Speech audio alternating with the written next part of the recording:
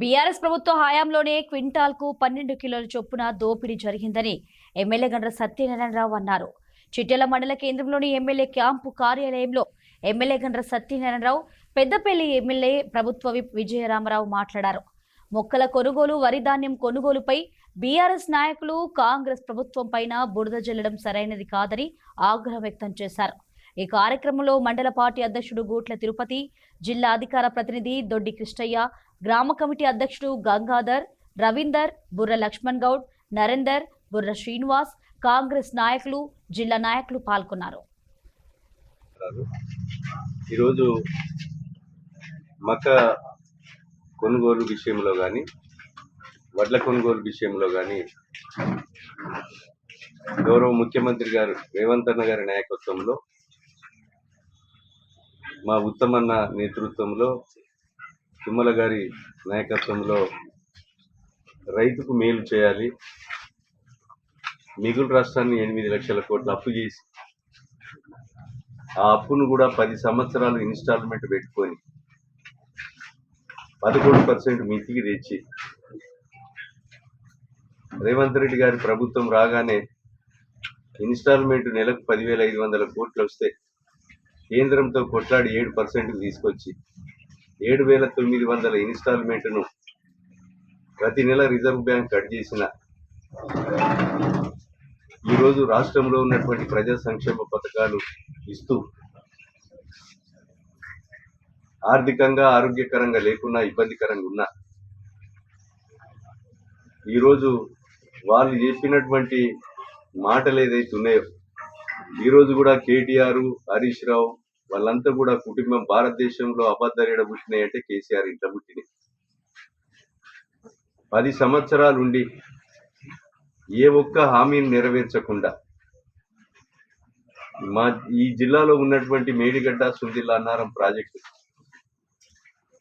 తుమ్మిడేటి దగ్గర 37,000 కోట్లతో నిర్మాణం చేపట్టమని ఇంజనీర్లు చెప్తే, కాళేశ్వరి మేడిగడ్డ దగ్గర కట్టి 1,37,000 కోట్లతో ప్రాజెక్ట్ నిర్మాణం చేసి 1,00,000 కోట్లు దిగమింగి ఇది లూజ్ సాయిలు, పిల్లర్లు కుంగుతాయని చెప్పినా వినకుండా, అది కుంగినై కుంగక ముందు కూడా 1 ఎకరానికి 1 ఇంటికి కూడా ఈ నియోజకవర్గం జిల్లాలకు రాలేదు.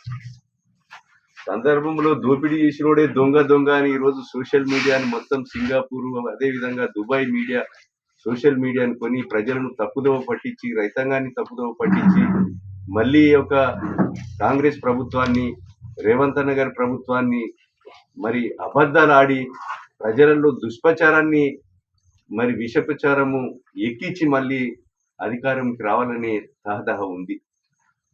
కానీ తెలంగాణ ప్రజలందరూ కూడా చైతన్యవంతులు. దాన్ని అర్థం చేసుకొని కర్రు పెట్టి కాల్చారు. సర్పంచ్ ఎన్నికలు, మున్సిపల్ ఎన్నికలు, లోక్సభ ఎన్నికలు, బై ఎలక్షన్, జూబిలీస్, అదేవిధంగా అన్ని ఎన్నికలు. కనుక ఈరోజు ఈ నియోజకవర్గంలో కూడా 1,00,000 టన్నులు మక్కలు ఎన్నడూ లేని విధంగా 30 నుంచి 40 క్వింటాలు మక్కలు వండే గోడాములన్నీ నిండిన, పత్తి మిల్లులు, ప్రైవేట్ గోడాములలో అన్ని కూడా కిరాయికి తీసుకొని బీహార్ నుంచి కూడా అమాలీలను పిలిపించేసి ఏదైతే మాస్గా మొత్తం మీరు దించుకోమని చెప్పి దింపించి కాంటాలు కూడా ఏదైతే ట్రాక్టర్లతోనే పెట్టించేసి దింపుకోవడం జరిగింది. అయితే ఇందులో మధ్య దళారులు కొంతమంది 16,000-18,000 కొనుగోలు చేసి ఇందులో మక్క కొనుగోలు కేంద్రాల దగ్గర పెట్టి వాళ్ళు బ్రోకర్లు కొంతమంది దీన్ని మక్కలకు అమ్మడం జరిగింది. ఈ విషయంలో ఏమైనా తేడాలు ఉంటాయి, మార్కెట్ ఎండి దగ్గరికి పోయి రైతులు కాంట పెట్టిన ప్రకారంగా 1 కిలో తక్కువ వచ్చిన నేను బాధ్యత వహిస్తా, ఈ ప్రభుత్వం బాధ్యత వహిస్తుంది రైతుల పట్ల. అట్లా తేడాలు రంగేపల్లిలో, అదేవిధంగా రేగొండలో వస్తే సరిచేయడం జరిగింది. బాగా తిన్నాల వాడుకు మక్క కొనుగోలు కేంద్రం నడిపే వ్యక్తి రంగేపల్లిలో, రేగొండలో సంజీవరెడ్డి రైతు 18 క్వింటాలు మిగిల్చుకొని వేరే రైతు మీద పెడితే దాన్ని దొరకబట్టి మార్కెట్ అధికారులు రైతుకు సరిచేసి మళ్ళీ పేమెంట్ వేయించడం జరిగింది. ఇట్లా నేను ఈ నియోజకవర్గంలో ఉన్నటువంటి మక్క రైతులకు విజ్ఞప్తి చేస్తున్నా, ఇలా ఏమన్నా పొరపాట్లు జరిగితే మీ పొరపాట్లను సరిచేయడానికి మీ శాసనసభ్యునిగా నేనున్నా, నా దృష్టికి తీసుకురండి, మార్కెట్ డిఎం దృష్టికి తీసుకురండి, కలెక్టర్ దృష్టికి తీసుకురండి. రైతుకు 1 కిలో కూడా కట్ చేయకుండా చూసే బాధ్యత మాదేని ఈ సందర్భంగా మేము చెప్తున్నా. రెడ్డి గారి నాయకత్వంలో మరి బ్రహ్మాండంగా రైతుల విషయంలో ప్యాడీ ప్రొక్యూర్మెంట్ కానీ మక్కల ప్రొక్యూర్మెంట్ కానీ మరి గతంలో ఎన్నెళ్ళు లేని విధంగా ఇప్పుడు జరుపుకుంటూ వచ్చింది. మరి మొన్న కూడా ఈసారి పంట దిగుబడి ఎక్కువ వచ్చింది. గతంలో ఎన్నెళ్ళు లేని విధంగా పెద్ద ఎత్తున ఇవాళ రాష్ట్ర వ్యాప్తంగా పంట దిగుబడి వచ్చింది. అలా భూపాలపల్లి నియోజకవర్గంలో కూడా మరి విపరీతమైనటువంటి మక్కల దిగుబడి వచ్చింది.